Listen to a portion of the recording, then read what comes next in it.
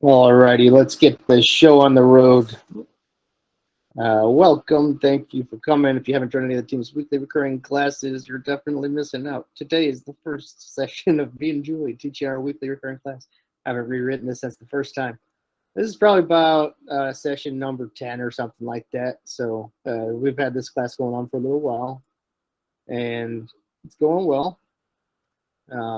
So thank you guys for coming. Generally, the format is kind of me going through some stuff about new features, some things I'm excited about, opening up for some questions, passing it up to Julie to go over some point of sale integration stuff and some GFO stuff. And that's how it goes there. So we kind of split it up and try to keep it a little bit separated there. And of course, I'll take whatever questions you might have too. So let's go ahead and get started. So for new features, of course, I'm trying to just remind everybody. It used to be the blue buttons at the bottom of the screen for support tickets. There's now the button on the right-hand side, the Help Center, that allows you to access several different cool things. If you go into there, I'm just clicking over there on my side to follow along. Again, we don't do screen shares. I normally don't do a screen share on this call. I'm just kind of reading through a document that I kind of try to update before the call there. But you have in the Help Center, you have when you log into the back end of your instance and you click on the right-hand side Help Center, there's the knowledge base, Ask the Community, which brings you to Facebook, the new features area, which really are trying to keep up on. And then you might have seen, I think Nicola is the one on our team who's doing the Facebook posts for the new features stuff out there as well. So trying to make sure we just post them on Facebook on top of leaving them back here. Now he'll always be linking you kind of to back here. It's hard for us to link everybody to their own version because it's brings you to, if you click on Help Center, click on the new features, it brings you to /admin/miscellaneous/new stuff. You can also get there by just clicking the top right-hand side. And forgive me, we actually got rid of that other link, so it's not in that other spot anymore, just in the one spot. All right, so we should have more stuff coming into there quickly for you. It's a good way for you guys to keep up to date on what's coming out.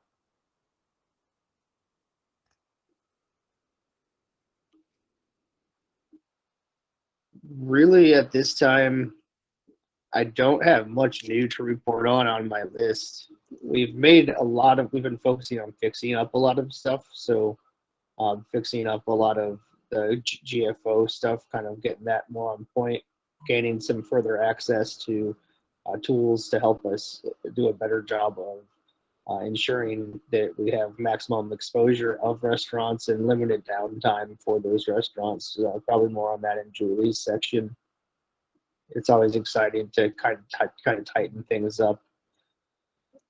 And so just kind of thinking through on some other guys, we've really been breaking our developers up into more of a official, structure of guys that are just on support and guys that are going to be working on the new features and stuff and going down into official sprints and stuff like that. So we're growing on the developer side and following more traditional development methodologies than we have in the past. And just remembering that this all started with just like two dudes that then like 10 years ago and then like hired me at one point to make some YouTube videos for them and stuff like that. So we've grown and grown and grown, and we're always trying to make sure that we're getting more organized and more on point with how we approach everything. So I'm excited for the speed at which we'll be able to start producing and releasing stuff. That's going to be super exciting. Really, let me pull up a different document that I'll be able to speak about some more cool stuff on there. On my last list that I had written, and just in case anybody hasn't heard about these particular items, I'll kind of shoot them off and stop me if you have questions about any of them. So that dynamic quote time stuff is going to be neat when that comes out. Like instead of quoting customers based off of the stuff, the ETAs inside of the mileage-based delivery fee structures or zone-based delivery fee structures area, zoning area, it'll be based off of the granular or dynamic prep time at that point, and some sort of drive time plus some sort of buffer, and it'll be a dynamic buffer based off of how many drivers versus orders in the market type thing. Another round of order logic updates to bring that straight up to date with everything that's inside of the restaurant web portal, restaurant web merchant portal as well. And then I think I've mentioned on the last call that I was doing the consumer app update pipeline nowadays. So if you guys do have any questions or issues with your apps, just reach out with a ticket and I'll try my best to figure out what's going on. Get you guys an update on your apps if you are waiting for them right now. I am still working through the backlog on those new apps out there. And we should be transitioning to updates very soon. We've got Lyft and DoorDash third-party driver up integrations coming out soon. We plan to fully release the ability for clients to use third-party drivers if you don't currently have that. It's kind of like released semi-beta right now with a few testers. You know, what that is, the ability to tap into using drivers from those third-party networks in order to deliver orders from your customers and your restaurant partners. Generally used for, you know, when you start to get super slammed. And it's actually, there's a mechanism built into auto dispatch that says, you know, oh, if there's none of my drivers left in this certain condition, then automatically tap into the API and send an Uber Eats or Lyft or a DoorDash driver out there. Pretty cool stuff. And then you've got the automatic driver onboarding stuff. You got TripAdvisor integrations. If someone's like, you know, on TripAdvisor searching St. Louis, Missouri, like looking at a hotel to stay at, maybe it'll be an ad you know, a spot for them to click a button and they'll be able to order straight through TripAdvisor. There'll be an integration where the data will be piped to TripAdvisor, just like GFO, for example. I have on this list GFO dashboards for clients. That's still a thing. I mean, honestly, I'm not. It's something that's kind of been a can that's been kicked down the road for quite some time on that one. So I just personally don't have faith that it will fully execute on a amazing dashboard for you guys for GFO stuff, like toggles on, toggles off. It's more about like and I've always felt this way because it's all about like, does the restaurant fit the rules to be able to be delivered or takeout, you know, delivery on or takeout on or none or both, you know. So depending on the rules and how you have things set up, the restaurants either will or won't show up. And Julie's doing an amazing job helping manage all of that and, you know, of course, making decisions on some stuff based off of that as well. On my other list that I was kind of looking at, yeah, some of the stuff of some sort of upgrade to the marketing suite, more updates for the third-party driver stuff, the dynamic delivery time, the TripAdvisor, an alteration on Stripe stuff. This is we're calling it Stripe sliding scale authorization, and it says this would resolve the issues for the clients getting an overauth on their GFO orders as well as overauth type issues. So that's that'd be a good one. That makes the customer experience easier, especially when it comes to money and authorization amounts and stuff like that. I think that would remove the requirement of, because right now we authorize for high and then we capture for the true. And I think this sliding scale auth actually like can auth for a little bit more than scale the auth down. Nice. All right, so then you got the GFO dashboard is on this other list as well, so it might be more real than I'm thinking. Driver referral program, that's the one I was pretty excited about last week, I think, too. And then, like, of course, 7-Eleven's rolling out this episode. That's enough for me to be excited about alone. Is just like 7-Eleven, right? So we have all the national partnerships with all these other restaurants. We have the national partnership with 7-Eleven right now. That's really rolling out. Absolutely wild, really. I wouldn't have expected, years ago to think that we'd be partnered with 7-Eleven and rolling out stores across the United States for delivery for them. They pick the orders, they pull them. There's live inventory updates, full POS integration. It's pretty sweet, pretty cool stuff on that side. And really, that's all I've got this week. Nothing super cool or crazy or new. Just we're in it. We're working. We're getting stuff done. A lot of big push. We brought a new guy on to the support desk as well. I'm not sure if I mentioned that on the last call or not. So on the support desk, we did bring Evan on. Evan used to be in the dispatch center, so he's already very familiar with the software. He's been around the system for quite a while and has experience on the restaurant side as well in the past. So excited to have Evan on. And again, so therefore you should see an increase in the speed in which the tickets you have are getting responded to and resolved. Thank you for your patience on that side of things as we've been trying to crush through it, but there's a lot of them that have swelled in over the past months, and we're just really trying to kind of catch back up on the support desk at this time. So appreciate your patience, and hopefully we are catching back up and improving on all systems. That's really all I've got, though, guys. Any questions for me? Hey, Matt, I got something. What up, Dusty? Hey, how you doing, brother? So we're gonna start delivering oxygen in Breckenridge from a company they've been there 30 years doing the delivery themselves. They're just looking to turn it over to us. So trying to make it as easy as possible so I can get the orders onto the dispatch board. So I was thinking, and I'm pretty sure we can do this in the back end, is that can I create them? I create them as a restaurant, right? But I'll just hide them from customers. And then can I give him like a link that we then, embed to an order online button on his website that then just basically takes him to where the person can place the order and put their credit card info in and all that stuff? Totally. Yeah, like a single embed URL that would just lock them down. Now, I mean, when they create an account and anything, Dusty, they're going to be brought into the marketing suite, for example, and they'll get emails from Word Express, and it won't be like using the restaurant's email ID or what have you. There's maybe a couple different ways to play that, and I'm not sure how far you would want to go, but you could perhaps go as far as having that whatever that brand is, getting your own like satellite URL for that brand. So just as Warriors, a satellite, for example, like you could have multiple brands. That would just be like another brand. So you just buy that URL, point it to us, and then you're like basically operating like that oxygen business as its own thing. But it can be built and connected to Warrior. Okay, cool.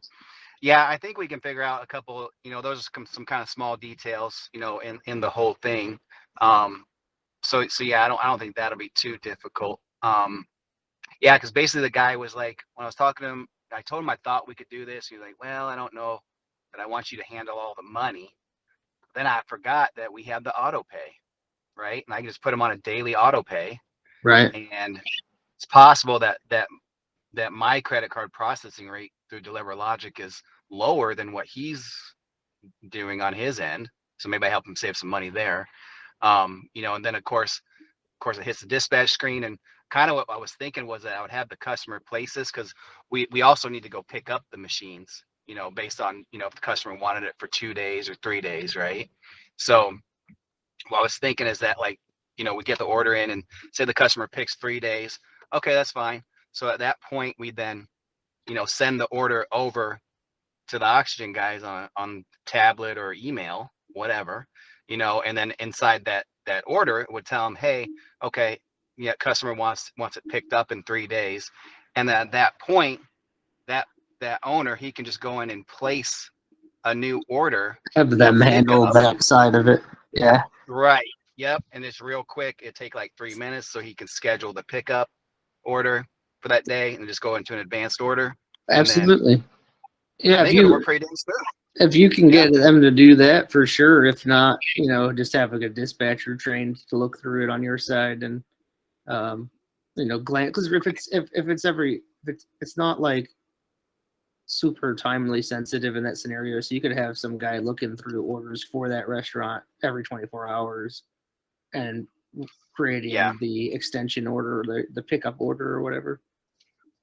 Yeah, exactly. Yeah, I don't think it'd be too bad. I mean, we're kind of looking at, slow days. He said probably about 5 deliveries. On super busy days, be about 15, but it's not like a huge money making thing for us. But, those customers it's basically because they have some sort of altitude sickness right when they get into Breck, you know. Got you. So they're basically probably stuck in their hotel them 2 days, and they're like, hey, cool, my drivers will have all their Warrior Express gear on, and bam, we just got a food delivery customer for a couple days. Just like Absolutely. that. Yep. So that's the play. Okay, that sounds pretty easy. So is that setting up like a little standalone or doing that? That's pretty simple, right? I just pull that URL. Isn't it? I know where. Isn't it like in the marketing So button? actually, I Right. think the best one to use currently is if you go into the restaurant profile itself, and then I'm navigating there just to double check myself though. Yeah, so I think currently that the one that is the best is if you go into the restaurant profile, and there's a tab called Single Embed, and then you click on Embed Links within that, and then there's like a takeout and delivery version. I'm pretty positive that currently is the one. You know, definitely mess around with that. Like open that up in Incog and mess around with it. See if it functions the way you want it to. Yeah. Before you execute, though, please. Thank you. Oh, for sure. Yeah, we'll do a bunch of testing with it to make sure it's nice. Absolutely. So, yeah. Okay. Cool. Because there Good is deal. that other route that you were thinking of getting that same thing. You can go about getting that, and you might want to mess around. I'll just list them out kind of for you. There's the single embed one. You might want to mess around a little bit, perhaps with the standalone even. Okay. And then there's inside of the marketing area, what's it called here? Embedding and linking. Actually, there's a single embed links tab there too. You could experiment with that. And then you could also use the embedding and linking tab there too to experiment with that too. Okay. Gotcha. Yeah, that all sounds pretty easy. Okay, cool. I'll do some testing with it, and I'll just holler at you if I think I'm stuck on something. But it sounds pretty straightforward. Agreed. That's good. Good stuff. Slang that oxygen. Hell yeah, man. It's pretty neat. Hell, we might buy that business from him in a year. Nice. Yeah. Hey Matt, I got a question for you. Hey, what's up, Jeff? Sorry, I'm like driving by this Grand Wagoneer at a dealership that I'm driving to, and I just can't believe that they're getting $102,000 for a Grand Wagoneer. That is just crazy. Anyways, I have a situation with a new location that we're starting on the 1st of March. It's currently already operating. What is it operating on a different platform currently? No. It's operating right now within our system right now. But we did a partnership with the city of Oswego. It's just been now released in news media today for the 1st of March through the 14th. So they're covering delivery fees, restaurant fees, and the service fees, all 3 fees that we charge to the customer and to the restaurant. The city of Oswego is covering that for the 100% from the 1st of March to the 13th. Nice. Those particular orders are only covered within the city limits of Oswego. So when I was talking to Devin, and I might have to get back on the phone with him unless you can let me know again where I have to go. I have to geofence a map stating that if you are in that geofence, you have 0 delivery. If you are just outside that line, even by like an inch or a foot, that's when the delivery fees, all that stuff goes back into action for customers, because I don't want to just open it up just for the city limits. I want customers to be able to order that are 8 miles away, 10 miles away, et cetera, et cetera. But within the city of Oswego, I can't charge the customers any delivery fee because I'm going to get that from the city of Oswego. They're covering that cost for 2 weeks. You might have to restructure the way that you do your delivery fees. If I recall correctly, you do something that might not be super convenient for switching to what we're trying to switch to here for you. Devin seems to be on the right path with leading you down probably like something along the lines of like cloning your current zone, creating a polygon to represent one version of it, and then applying both of those zones to all of the restaurants. The one that is represented by the polygon, you set to $0 delivery fees. The other would be you would do that. The other would be the one that you already have, and that's how is your delivery fees right now, though. So let me just look at it real quick because I might have a definitive answer pretty quickly. Yeah, because right now I charge $3.25 for the first 3 miles, but I'm gonna the city of Oswego, like the center of the restaurant, and most of the restaurants are in the center. They're going to be within that 3 miles. There's going to be a couple of them where it might be like 3.5 miles, where then anything over 3 miles, the $1.25 per mile gets kicked in, where it's a tenth of a mile. So they're going to be getting an extra 50, 60 cents added on because they are past that 3 miles. What you're saying, I'm sorry, were you saying something about inside of the polygon, you're still going to charge 10 cents a mile? I don't want to charge them. I don't want to charge them. Okay, that's doable. So, that's the right thing. And I mean, I think that's the right pathway. So you just clone your zone, call it, because currently that zone's called Oswego Fulton. So clone that one, call that one Oswego Fulton Polygon or whatever. And then just don't put any del fees into that structure for that zone. The crappy thing is you're gonna have to manually apply that zone to every restaurant because which is fine. I'm okay with that because it's only going to be for 13 days, and then after 13 days, I got to go in there and remove it, and then now it's all open back to any like the rest of my markets where it's here's my base, and then if you are past the 3 miles, at the end of it, you just delete that zone and then you're done. Yep. Okay. You won't have to go through and remove it from every resto if you just delete the whole thing straight up. Perfect, because once I delete the whole thing, then it's just going to remove it from every restaurant that I have that clone that geo or the zone clone to. Applied to, yeah, exactly. Yeah. Okay. Perfect. But basically, the way the system works is it says, okay, hey, here's this address. First it tries to autofill it. And then it says, okay, thanks for autofill for this better looking address. And then we say, okay, is this in a zip code that's in a zone? It is? Cool. Is the zone have a polygon? Oh, does it? Cool. Let's see if that zone's applied to any restaurants and show that person those restaurants. But it says, oh, is there a polygon? Oh, there is a polygon. Okay, does that lat long fall inside of that polygon? Oh, it does. Okay, then put them in this zone. So if there's 2 zones and there's the same zip code in both zones and a small polygon drawn within one of the zones, if somebody enters an address that's outside of that polygon, the system uses the non-polygon version of that zone where that zip code lives because it knows, okay, that zip code's here and they're not inside of that one that has the polygon, so they're in this one. Vice versa as well. So it should work just how Devin described it. Perfect. Guys, any other questions before I pass it on to the famous Julie?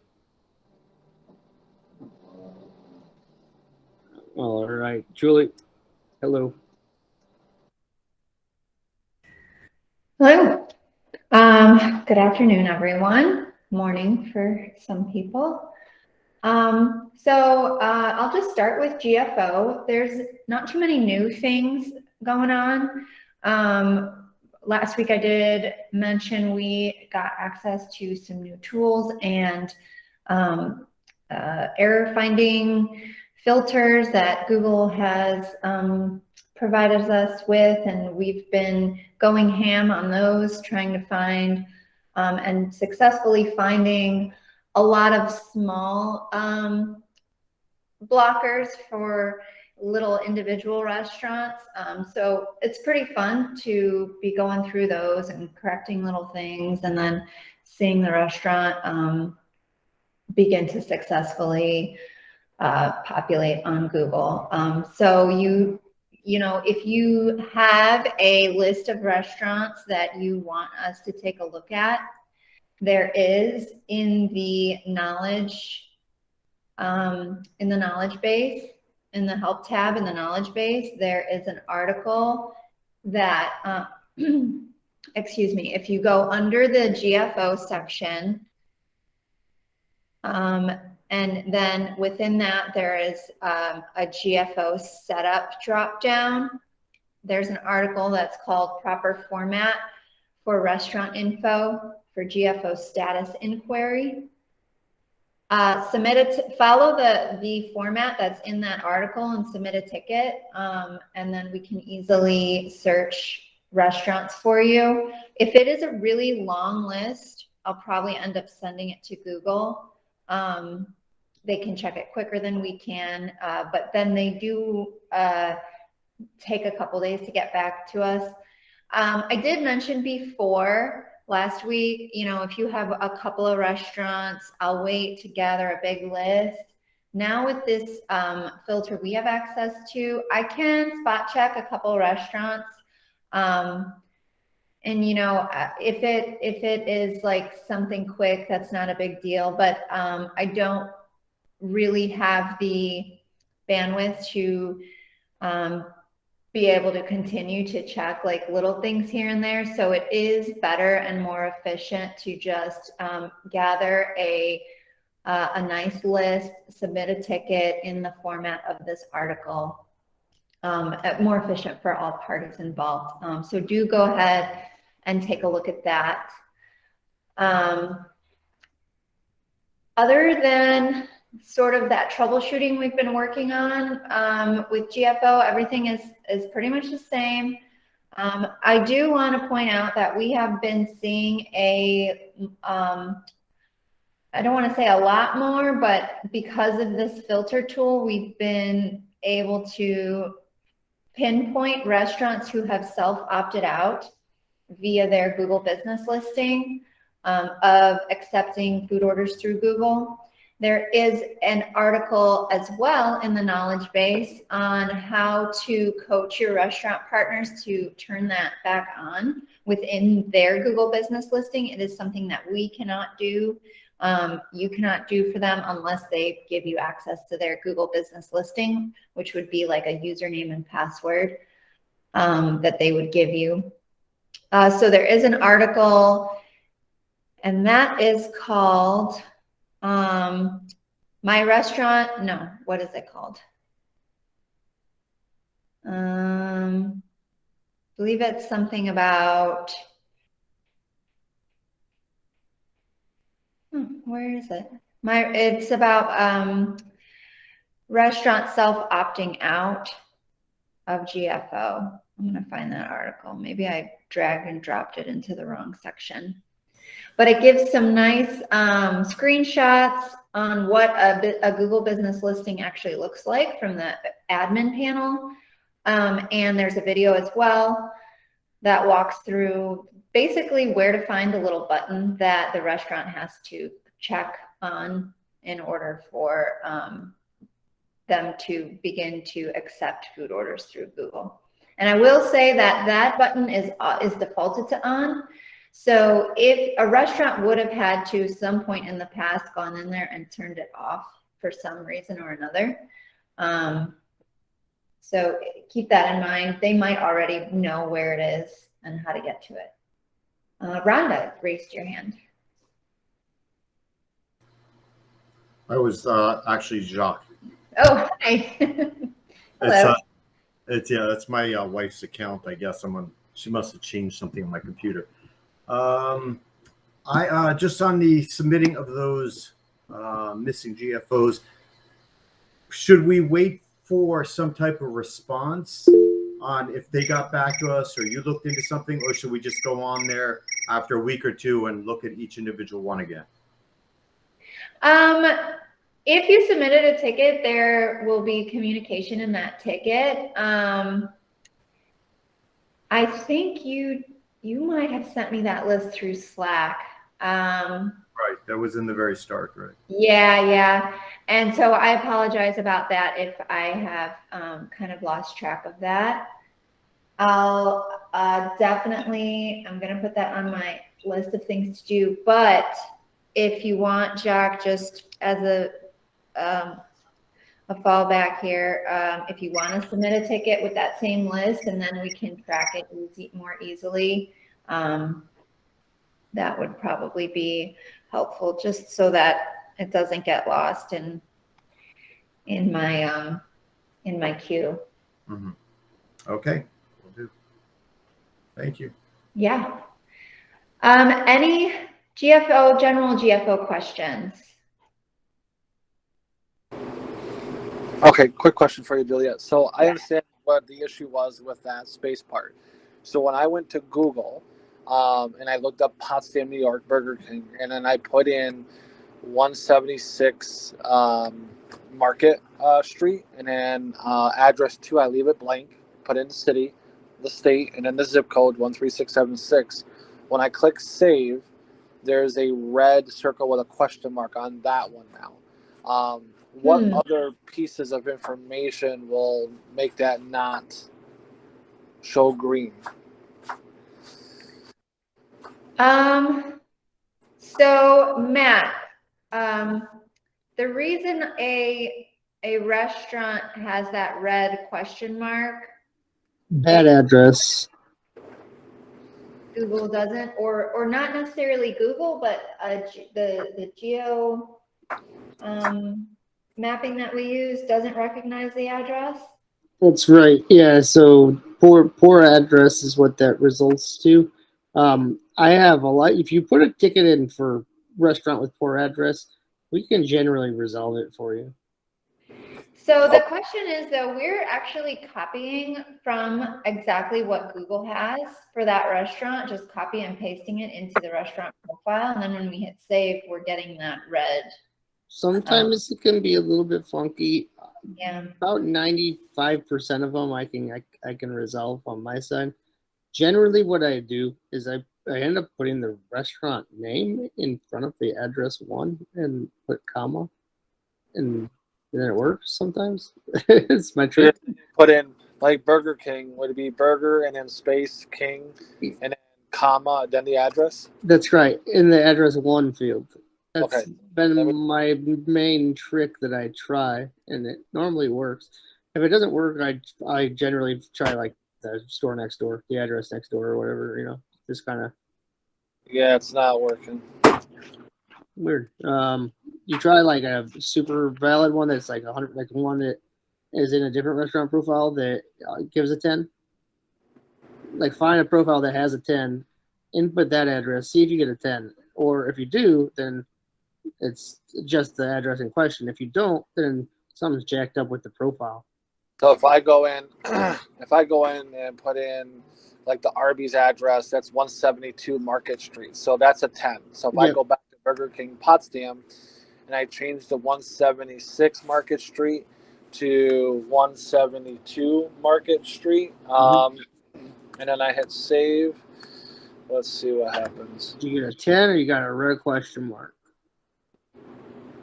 I'm expecting a 10. I'm going to have a 10. Okay, then yeah, something's weird with that Burger King. I'm not sure, but yeah, I could look into it further with a ticket. Yeah, okay, because I even looked at Burger King's website and it does show 176 Market Street. Weird.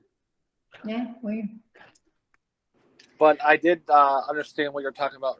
The other one, Julia, as far as that space, that's really weird. I mean, it's so tedious.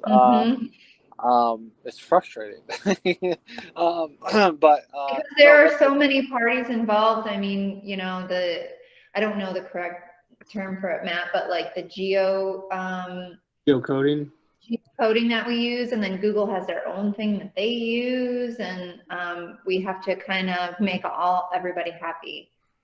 So it is a bit of a just sort of trial and error sometimes. Yeah, because when I look at, like for an example, like the McDonald's in Potsdam, that's correct. It's 171 Market Street. It doesn't show us when I looked up. Sure, it did last week, but again, it could be different for today. Yeah, I don't even see. Oh no, it is on there now. So it is underneath the McDonald's now, where it wasn't before. So that's good. And my other question is if my hours that I have listed, just say the restaurant's from 11 a.m. to 7 p.m. And if I go to that restaurant at 8 a.m. and they're still open, but I just don't do service at that time, it's not going to show active menus on there, right? Until the actual hours match up to what you have in the location. Yeah, we're working through that as well, because with some restaurants and some locations, we do see active menus shows even like a few hours before the restaurant opens, it's there. But sometimes it won't show up until the restaurant is actually open. It could be Google's actually split testing things and we don't know. They don't share that information, but yeah, we're trying to figure that out as well. Why exactly sometimes it shows, you know, at 8 a.m. even though the restaurant doesn't open till lunchtime, but sometimes it doesn't. Yeah. So okay, that's fine, because like even like the Lee's Hawaiian Grill, it's a 10. The address is exact match, but I don't see GFO on that particular restaurant at all. Not that we do a lot with GFO with that restaurant, but we do get some orders from them via GFO. But I'll put that in as a like on that spreadsheet that you sent out before, Julia, so that we can look at that at a deeper, you know, send it all off and then see what is actually going on. Yep, and I will probably be able to solve most of these issues, you know, internally now with this tool. There may be a few that we don't we can't figure out, and those will probably be the ones I'll send off to Google. Unless, like I said, if it's like a huge list, Google can do it faster than I can. So we'll go with those two routes. Melissa, you have your hand up. Hi, yes. How are you, Juliet? Good, thank you. Good. Well, one of my issues actually just went away right now, so that was good. I was having an issue with the Five Guys. It wasn't showing the menu. It was just showing my logo, but I just had an order go through right now, and when I looked, everything's there. So that's good there. So I have two things. One, I'm filling out the spreadsheet I have two restaurants, and they're both partnered restaurants of mine that doesn't seem to be showing up. I can't figure it out for some reason, but every time I make an Excel sheet, it moves into Google Sheets. Is it okay to send the Google Sheet to you? Oh yeah, Google Sheets fine. Okay. Yeah. So I'm doing myself crazy over that. Okay. Just make sure you, when you share it with me, you give me access to it. Okay, perfect. Okay. And then this, I don't know if this has to do with GFO or who to reach out to on this, but I'm just kind of wanting to get some insight into it. Because some people have been talking about the active menu site and how there's restaurants that I'm partnered with and that are in my area that we're not getting the delivery for. It looks like it's going to like Uber Eats or someone like that. And there's some that are inactive on my site, but are active on there and having delivery going to them. So I'm just curious how I make sure that I'm getting all the delivery for my national partnerships. I will reach out to my colleague who works with the National Partnerships Department, and I can have her give me a list of which ones are active in your area.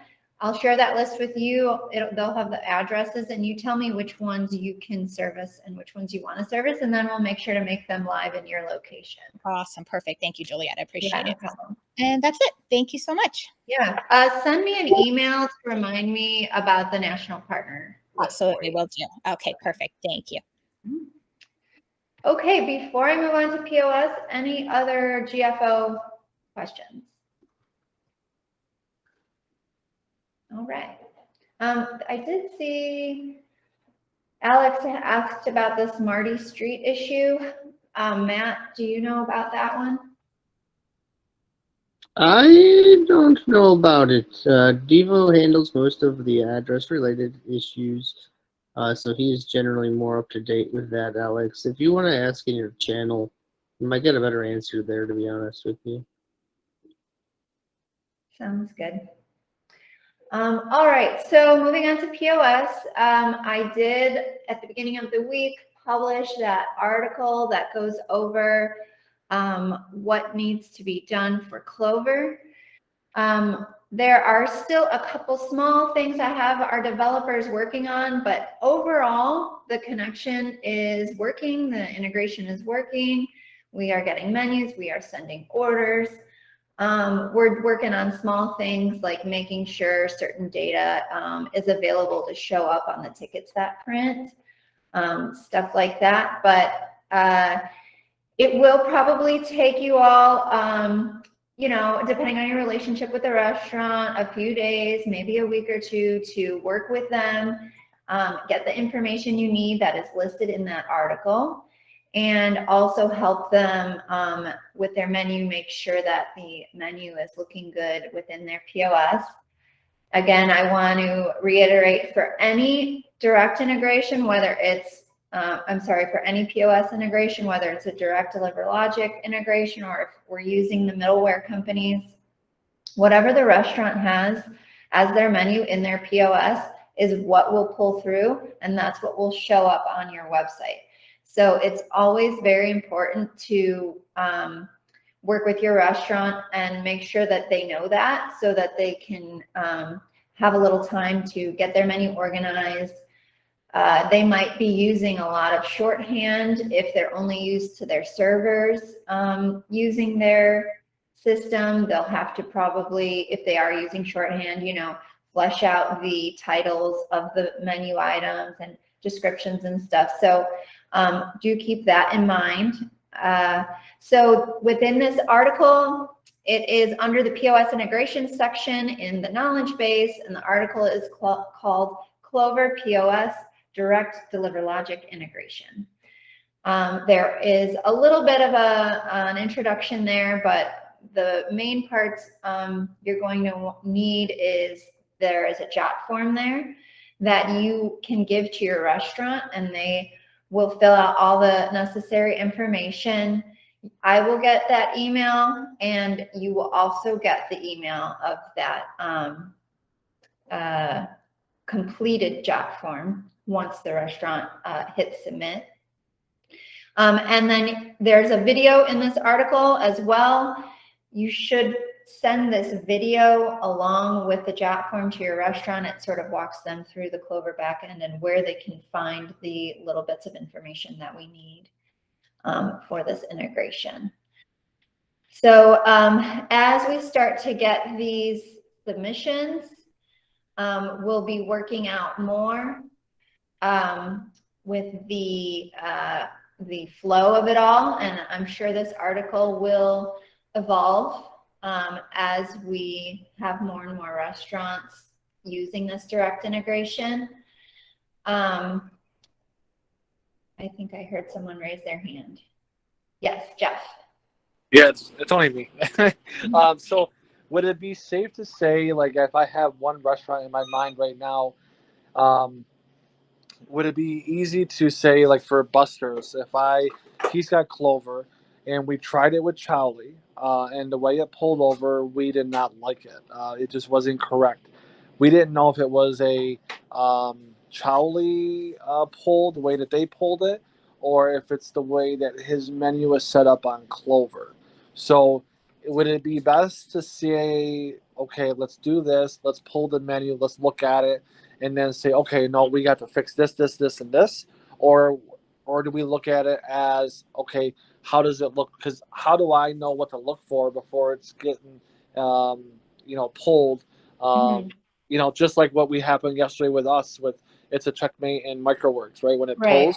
So what is the best way of doing that? So I will say Clover is really limited in the way they allow an operator to organize their menu. It's pretty much alphabetical order, which is not ideal. we are working on what we're calling stickiness. So basically, even once we pull a menu from a POS, you all, the RDS and DeliverLogic staff, will have the ability to edit and make changes. That is probably about a month and a half away for this particular Clover integration, because it will take some development, power on our side. But we can try to pull that menu, and you can take a look at it. I bet you that Charlie menu is still in your back end somewhere as well. Yeah, But my biggest worry is like his salad bar. They'll say salad bar with appetizer, which is one price, salad bar with the dinner, which is one price, and then just a regular salad without any appetizer or dinner, which is the more expensive way. So if we had those three listed on the main site, those customers are going to be like, oh, well, I'm going to get the salad bar with the appetizer, but I'm not going to get the appetizer, and then that's it. So I'm wondering if there's a way on Clover on his side to link that and say, well, no, you have to get an app. Like, they know as a server, like, they're not going to click it unless right. I'm pretty sure the way you're describing it to me without me seeing it sounds like it's something he can do in Clover by just adjusting his like modifier groups that are attached to entrees. Okay. Probably, but I can't say for sure without looking at it, but we can definitely play around with it. And okay. Look, I'm not opposed to, everyone here, we are definitely going to be flexible for a little while with this new integration. So if, we'll work with you, we'll work with your restaurants, before we sort of finalize a standard operating procedure. So if anyone has, I suppose, volunteers or whatever, volunteer restaurants that they want to check out this direct integration with, we can certainly do that, because the more of a data that we get from different types of restaurants using this integration, the better it's going to be. Perfect. Thank you. Yep. Yeah, Juliet. So I do have a second restaurant with Clover in Breckenridge. I know I sent you over that some login info for one of them, but I do have full access to two, and it is different foods. So I'll send that over to you. And, yeah, perfect. Yeah, and Jeff, I have worked with a couple of Clover ones. I do have an integration live with a Mexican restaurant, and same issue. They had like bean dip, just spelled BN dip, right? So what I did was, I just went into the menu and looked at that item, and there's like two names for it, right? So I think they can see their shorthand way, but then there's another one where it has another box, and I just changed that name to say bean dip, and it has a little check mark to say show online, and then that's what fixed it. Once we did a new poll, all the wording was great again, no problem. So that's why I know on the Clover piece, as far as some pricing problems, I know like I got an integration with Square, a two-way one, and that one, Square is very limited. And so this is a Thai restaurant, and they had, Thai fried rice, and then the customer could pick their protein. Well, the problem was that like some of the proteins had a price on them, some didn't. So then there's like a customer that chose they wanted chicken and beef in the fried rice, and they didn't get charged. They didn't get charged for the beef. So what we ended up doing was, and the owner, she couldn't figure it out, and she's pretty, I'd say pretty tech savvy with it. But ultimately, what she had to do was just name Thai fried rice with chicken, Thai fried rice with beef, and we had to list out every one of them as an individual item. It doesn't look fantastic to the customer. The menu looks long as shit, but it works. Sure. So, yeah.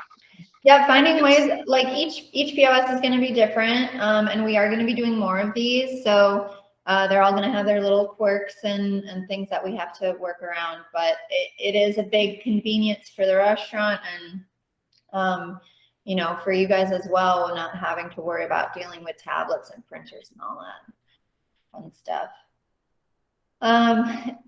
Eric, you raised your hand. Honestly, y'all just kind of touched on it towards the end of that. I think and this is more of a suggestion box kind of deal, right? Is that if we could relay to Clover and the POS integrators, right? I mean, as far as reporting to the restaurant, POS is the way to go, right? I mean, it's click, bang, and you're done. You're done, right? Versus email or fax or even doing the apps and the printers, right? And especially with Mario's, which we just turned off on POS today, right? Is that they need a ticket at the register, they need a ticket at the pizza oven, they need a ticket at the saute spot, right? So essentially when they get an order in, they're either having to make 3 tickets, which they're going back to now, and being that they're on fax, they're going to have this 11x7 big page that's on their ticket holder, which is really only about 3 foot long, right? So you get 3, maybe 4 orders, and they're covered up. And then they're also getting their own takeout orders along with that as well. To round that out, if they could be the customer side, I feel like we've lost orders because it's ugly. I mean, to put it right, it's not customer friendly. It doesn't appear like the web menu that we had before. Right? Yeah.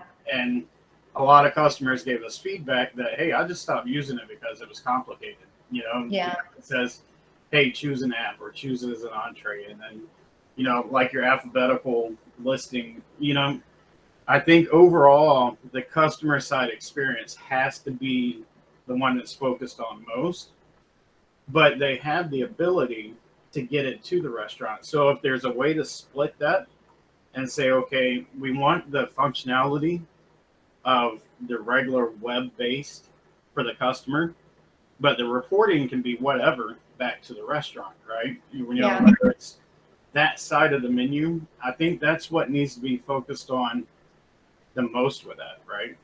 And yeah, I don't disagree. In about a month or so. So yeah, I think really until hopefully that gets it goes addressed, out. I'm not going to do any more POS integrations, right? Just because we can't lose orders. You know, we're in a challenging market.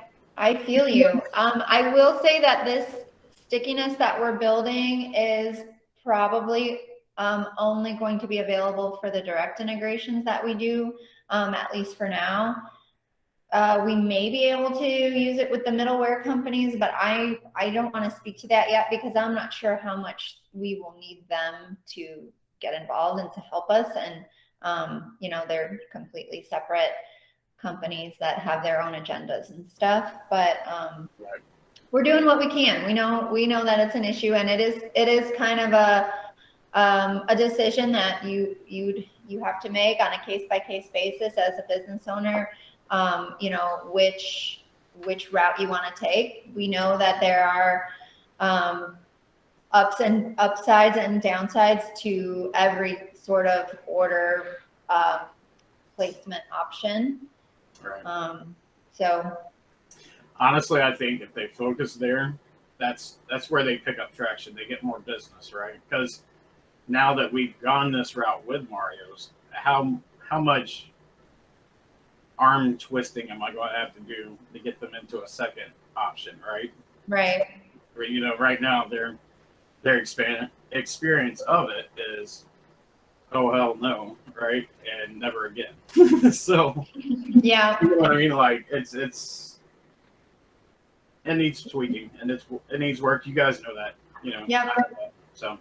But I do appreciate the feedback. For sure. What POS system does those Mario guys use? They're going through Toast. So the main thing that we noticed was that one, it shows up on the customer side as it does at the restaurant, right? So that was kind of broken up. And then two, that when they would turn off options or turn off entrees or whatever, that wouldn't correlate into and back through the system sometimes. And then third was some options or plates would show up as a zero charge when it would show up, full price on the driver app. It would show up full price on dispatch. It would show up full price on the email. It just wouldn't show full price on a ticket that's printed to the restaurant, right? So Yeah. there's a Gotcha. few bugs. Yeah. And were you going through Checkmate for this? Or Charlie? We were going through Charlie, and I was going to switch to Checkmate just because Charlie, got creative and decided to undercut us. But Yeah, I know about that. they're just Yep. not big of a, they're over their facts. So So like I think maybe I can help you with figuring out how to reapproach those guys. And I mean I got a pizza restaurant I've been working on integration with for over 2 years, straight up because of problems with the Heartland and Checkmate. So I did get the integration live with one of my restaurants there in Breckenridge through Checkmate and Heartland, and there so for one, there was one item that had was like for this family style beef fajitas, and if the customer chose the beef, for some reason it was coming in at $0. Okay, so I dug around and tried to find ways to fix it. Even tried to see if there was something in the restaurant's POS backend that needed to be changed. Because I have that full access with those guys, and nothing I did worked. Okay, so then I just I emailed Checkmate, told them, hey, this is the issue, so I can't go live with integration yet until somebody can figure that out. And it took them a couple days, but they did get it sorted out, and the pricing is good there. So I think that if you were with Checkmate and you let them know of what that issue is with a certain item, they can go in and fix the menu pull. Okay, and they've been pretty good about that. Secondly, as far as like the restaurant, if they're 86ing something, unfortunately the menu's only going to pull once a day in the morning. Now, if you're with Checkmate and the restaurant says, hey, we need to 86 a couple items right now, that's cool. Then you can go into your Checkmate portal, you click a button to pull a new menu, right? And then you click another button that uploads it to your delivery platform, right? And that'd take about 15 minutes, but that's the fastest way for you to, 86 something, like that on a menu pull. And then when it pulls the next day, if they've turned it back on, then all good, right? So yeah. If the restaurant lets you know, 86 something or whatever, you can always just make that item inactive on the menu. It will become active again by the next day, but that's also like a really quick fix. that, and we also had an all the way special pizza grouping, right, that never showed up on their menu, but is inside of their POS, right? So I don't know. It was a bit of a headache. They're going back to facts for now, but hopefully, we can offer something down the way and get away from that 7x11 ticket that's going to be on their For ticket. sure. Save a few trees. Definitely. Well, that is all I got for POS stuff, and we are at the 1:30 mark. So I think we'll wrap up here. Matt, do you have anything else we need to add for this call? I don't have anything else today. Just looking kind of the calendar. So yeah, just don't forget about the rest of the calls that we do offer. There's Monday through Thursday, and then there's one on Saturday now too. You'll find them all at DeliverLogic.com/events, and that's all I got. You guys have a safe rest of your week and a safe weekend. Have fun, be safe. Talk to you guys soon. Thanks a lot. All right. Thanks, everyone. Thanks, guys. Bye-bye. Have a good weekend. Have a good weekend, everyone. Aloha.